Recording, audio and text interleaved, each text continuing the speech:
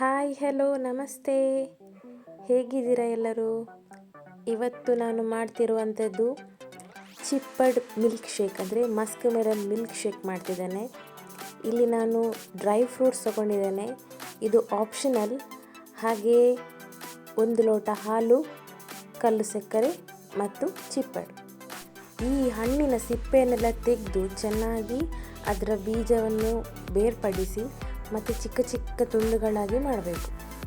So ನಾನಿಲ್ಲಿ ಅದನ್ನು slice ಮಾಡ್ತಿದ್ದೇನೆ. ಆ ಸ್ಲೈಸ್ ಮಾಡೋ ಹೊತ್ತಲ್ಲಿ ಅದರ ಉಪಯೋಗಗಳು ಏನು, ಹೇಗೆ ಅದು ನಮ್ಮ ಆರೋಗ್ಯಕ್ಕೆ ಉತ್ತಮ ಅಂತ ತಿಳ್ಕೊಳ್ಳಿ. ಮಸ್ಕ್ ಮೆಲನ್ ಜ್ಯೂಸ್ ಚರ್ಮದ ಆರೋಗ್ಯವನ್ನು ಕಾಪಾಡ್ತದೆ. ಹಾಗೆಯೇ ಇದರ ರೋಗ ನಿರೋಧಕ ಶಕ್ತಿ ತುಂಬ ಇದೆ. ಮತ್ತು ನಮ್ಮ ಹೃದಯದ ಆರೋಗ್ಯ, ಹಾಗೆಯೇ ನಮ್ಮ ಬಾಡಿಯನ್ನು ಹೈಡ್ರೇಟ್ ಮಾಡ್ತದೆ. ಅಂದರೆ ಈಗ ಸೆಕೆಗಾಲ ಇರೋದರಿಂದ ನಮ್ಮ ಬಾಡಿಯಲ್ಲಿ ನೀರಿನಂಶ ಕಮ್ಮಿ ಆಗ್ತಾ ಹೋಗ್ತದೆ. ಹಾಗಾಗಿ ಈ ಮಸ್ಕ್ ಮೆಲನ್ ಜ್ಯೂಸ್ ಕುಡಿಯೋದ್ರಿಂದ ನೀರಿನಂಶವನ್ನು ಹೆಚ್ಚಿಸ್ತದೆ.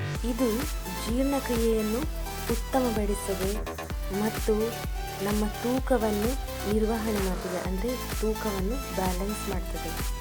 ಇಲ್ಲಿ ನಾನು ಜ್ಯೂಸ್ ಮಾಡುವಾಗ ಡ್ರೈ ಫ್ರೂಟ್ಸನ್ನು ಬಳಸ್ತೇನೆ.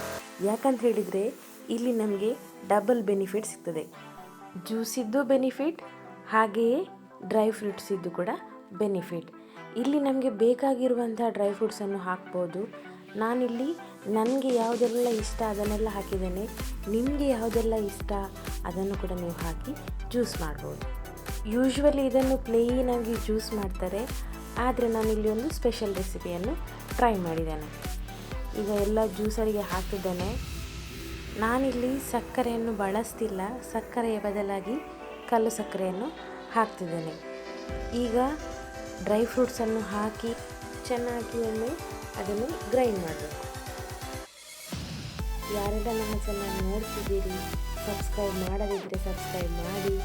ಹಾಗೆ ನನ್ನ ಎಲ್ಲ ವಿಡಿಯೋಗಳನ್ನು ನೋಡಿ, ಶೇರ್ ಮಾಡಿ, ಲೈಕ್ ಮಾಡಿ, ಹಾಗೆ ಸಪೋರ್ಟ್ ಕೂಡ ಮಾಡಿ.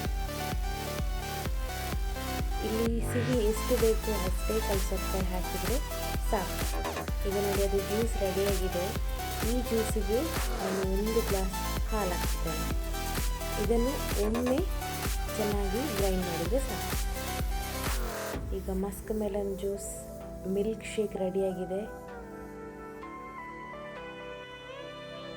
ನೀವು ಮನೆಯಲ್ಲಿ ಟೇಸ್ಟ್ ಮಾಡಿ ಹೇಗಿದೆ ಅಂತ ಕಮೆಂಟ್ ಮಾಡಿ. ಎಲ್ರಿಗೂ ಧನ್ಯವಾದಗಳು. ಇನ್ನು ಮುಂದಿನ ಹೊಸ ರೆಸಿಪಿಯೊಂದಿಗೆ ಬರ್ತಿದ್ದೇನೆ. ಟೇಕ್ ಕೇರ್, ಬಾಯ್.